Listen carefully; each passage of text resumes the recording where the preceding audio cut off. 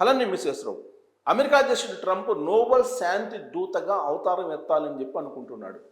ఇప్పటి వరకు 8 యుద్ధాలని ఆపాను అని చెప్పి ఆయనే లెక్కించుకుంటూ ప్రపంచానికి అంతర్జాతీయ సమాజానికి చెప్తూ ఉన్నారు. 9వ యుద్ధంగా రష్యా ఉక్రెయిన్ని అభివర్ణిస్తున్నారు ఆయన. ఆ యుద్ధాన్ని ఆపేస్తే తాను స్వర్గపు అంచుల నుంచి స్వర్గంలో పడిపోతాను అని చెప్పి ఆయన చేసినటువంటి వ్యాఖ్య ఇటీవల. 10వ యుద్ధాన్ని కూడా ఆపాల్సి వస్తుందేమో అనేటువంటి వ్యాఖ్యను తాజాగా చేసి అంతర్జాతీయ సమాజాన్ని మళ్ళా కల్లోలానికి నెట్టేస్తూ ఉన్నారు. ప్రస్తుతం ఇజ్రాయెల్ లెబనాన్ మధ్య శాంతి చర్చలు జరిగాయి. అవి ఫలప్రదమయ్యాయి. అమెరికా ఇరాన్ మధ్య జరుగుతున్నటువంటి యుద్ధం కూడా దాదాపుగా ఆగిపోయింది. కానీ ఇరాన్ సైన్యం ఒకవేళ రెచ్చగొడితే మళ్ళీ యుద్ధం ఉంటుందని చెప్పి హెచ్చరిస్తూ ఉన్నాడు ట్రంప్. వాస్తవంగా ఈ వ్యాఖ్యలు ఆయన చేసినటువంటి రోజే అమెరికా ప్రతినిధుల సభలో ఆయనకి వ్యతిరేకంగా తీర్మానం చేశారు. ఇరాన్ మీద అమెరికా అధ్యక్షుడు ట్రంప్ యుద్ధానికి దిగడం అనేది తప్పు అనేటువంటి అంశం మీద అమెరికా ప్రతినిధుల సభలో ఓటింగ్ పెడితే ఈవెన్ ఆయన పార్టీకి సంబంధించినటువంటి రిపబ్లికన్స్ కూడా వ్యతిరేకించారు. అంటే ఇరాన్ మీద యుద్ధానికి వెళ్ళి నష్టపోయాము భారీగా, అటు రక్షణ ఉత్పత్తులు కరిగిపోయాయి, సైనికులు చనిపోయారు, అంతర్జాతీయ సమాజంలో అమెరికా పరువు పోయింది, ఇన్ని రకాలుగా నష్టం జరిగింది అమెరికాకి. కాబట్టి ఇరాన్ మీద యుద్ధం చేయడం అనేది అనాలోచితమైన చర్య ట్రంప్ది అని అమెరికా ప్రతినిధుల సభ తీర్మానించింది. ఆ తర్వాత ఇరాన్ తోటి శాంతి చర్చలు అని చెప్పి ఇప్పుడు చెప్తున్నాడు ఆయన. శాంతి చర్చలు జరపాలి అనేటువంటి ఉద్దేశంతో.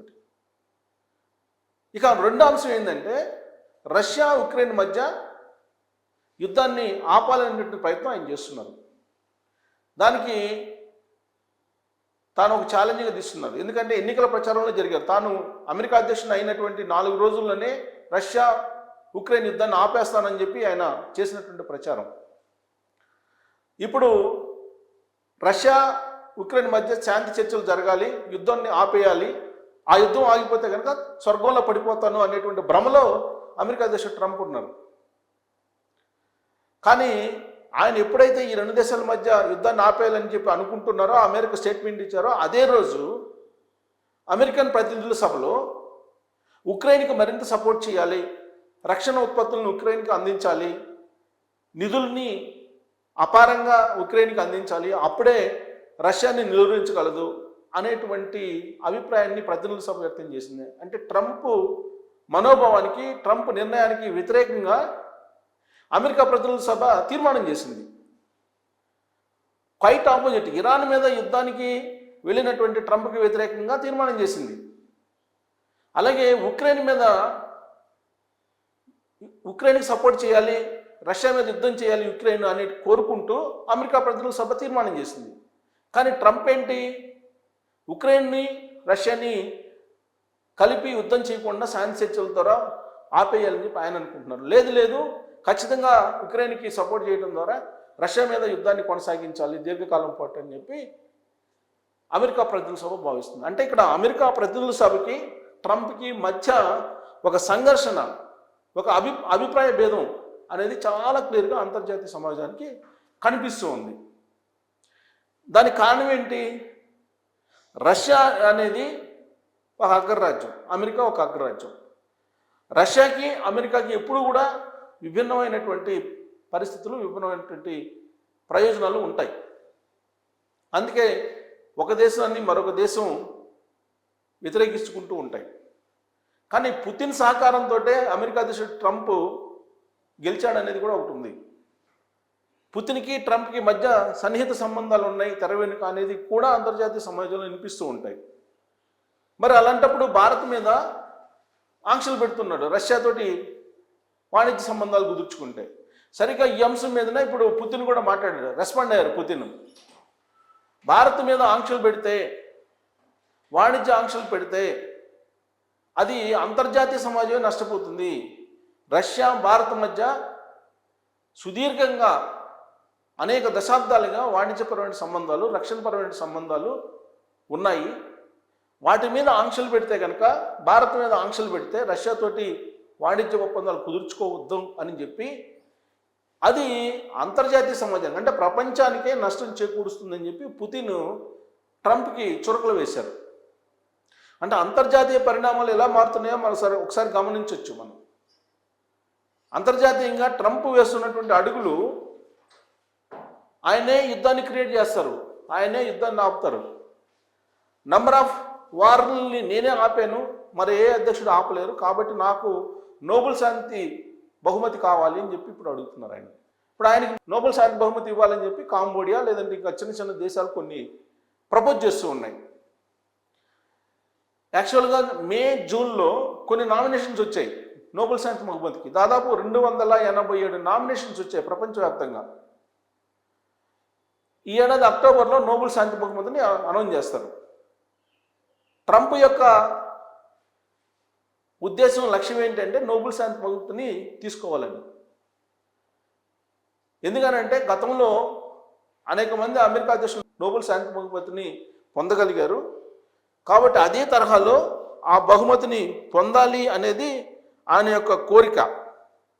వాస్తవంగా డొనాల్డ్ ట్రంప్ అందుకే అనేక సందర్భాల్లో దీని గురించి మాట్లాడుతూ ఉంటారు. శాంతి నేనే చేశాను, అన్ని దేశాల యుద్ధాలు నేనే ఆపేస్తున్నాను, ఇవన్నీ చెప్తూ ఉంటారు ఆయన.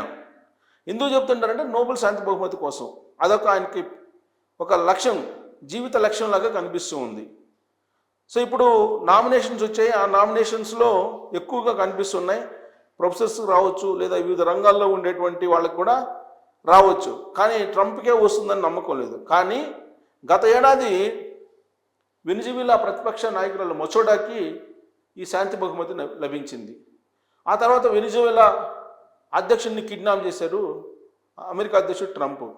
ఆ క్రమంలో ఆవిడ అమెరికా వెళ్ళి ట్రంప్ని కలిసి ఈ నోబెల్ శాంతి బహుమతిని ట్రంప్కి గిఫ్ట్ ఇచ్చింది ఆవిడ మొచోడా. ఆయన తీసేసుకున్నాడు. కానీ నోబెల్ శాంతి బహుమతికి సంబంధించిన రూల్స్ ప్రకారం ఒకవేళ ఎవరికైనా గిఫ్ట్ ఇచ్చినప్పటికీ కూడా దాని రికార్డు ప్రకారం ఎవరైతే నోబెల్ బహుమతి గెలుచుకున్నారో వాళ్ళ పేరు మీదనే ఉంటుంది అది. కాబట్టి అఫీషియల్గా నోబెల్ శాంతి బహుమతిని ట్రంప్ గెలుచుకోలేదు 2025లో. 2026లో నోబెల్ శాంతి బహుమతిని గెలుచుకోవాలనేది ట్రంప్ లక్ష్యం. అందుకే 8 యుద్ధాలను ఆపాను, 9వ యుద్ధాన్ని కూడా ఆపుతాను, రష్యా ఉక్రెయిన్ది, 10వ యుద్ధాన్ని కూడా ఆపుతానేమో అని అంటున్నారు. 10వ యుద్ధం అంటే ఏంటి అనేది మరి ట్రంప్ చెప్పాలి. అంటే 10వ యుద్ధం అంటే ఈ మధ్యకాలంలో ఆయన కెనడాని కలుపుకోవాలనేటువంటి ఆలోచన, ఆయన 51వ రాష్ట్రంగా కలుపుకోవాలని చెప్పేసి ఆయన ఏదో ప్రయత్నం చేస్తున్నారు. అలాగే కొన్ని ద్వీపాల మీద కూడా సైనిక చర్య దిగి వాటిని స్వాధీనం చేసుకోవాలనేటువంటి ఆలోచన చేస్తూ ఉన్నారు. నెక్స్ట్ చర్యలు ఏవైతే ఉంటాయో వాటి గురించి మాట్లాడుతున్నాడా అని అంటే, ఇప్పుడున్నటువంటి పరిస్థితుల్లో ప్రతికూలమైనటువంటి పరిస్థితులు ట్రంప్కి అమెరికాలో కనిపిస్తున్నాయి. ప్రతినిధుల సభలో మధ్యంతర ఎన్నికలు ఉన్నాయి నవంబర్లో. సో ఆ మధ్యంతర ఎన్నికల్లో కూడా ఆయన రిపబ్లికన్ పార్టీకి సంబంధించినటువంటి రిప్రజెంటేటివ్స్ని గెలుచుకోలేకపోతే ఆయన అడుగు పెట్టడానికి లేదు. ఇప్పటి వరకు అనేకమైన ఆర్డినెన్స్లు ఇచ్చేసి ఆయన అనేక రకాలుగా చట్టాలను మార్చుకుంటూ వెళ్ళిపోతున్నారు. ఇమ్మిగ్రేషన్ చట్టాలను మార్చుకున్నారు, అమెరికాలో ఉండేటువంటి విదేశస్తులను పంపించేస్తున్నారు. వీళ్ళంతవరకు వీసాలకు సంబంధించిన సిస్టమ్స్ని మార్చేశారు, యుద్ధాలని సంబంధించినటువంటివి ఎంకరేజ్ చేస్తూ ఉన్నారు. ఇవన్నీ జరుగుతూ ఉన్నాయి. సో కాబట్టి అమెరికా అధ్యక్షుడు ట్రంప్ ఏదైతే కోరుకుంటున్నారో యుద్ధాలని ఆపడం ద్వారా తాను స్వర్గంలోకి వెళ్ళొచ్చని, స్వర్గం అంచునున్నానని చెప్పి ఆయన చెప్తున్నాడు. స్వర్గం అంచునున్నాను, రష్యా ఉక్రెయిన్ యుద్ధం ఆపేస్తే ఆ స్వర్గం అంచుల నుంచి స్వర్గంలో పడిపోతాననేటువంటి ఒక భ్రమంలో ఉన్నారు ఆయన. మరి ఆయన నోబెల్ శాంతి బహుమతి కోసం వెయిట్ చేస్తున్నారు. ఈ సంవత్సరం అక్టోబర్లో అనౌన్స్ చేసే అవకాశం ఉంది. మరి ఆయనకి నోబెల్ శాంతి బహుమతి వస్తే స్వర్గంలో పడిపోయినట్టేనా ఆయన, లేదంటే అది ఆయన భ్రమ? అసలు ఆయన ఎందుకు అంటున్నారు ఆ విధంగా అనే దాని మీద మీరు కామెంట్ చేయొచ్చు. Thank you.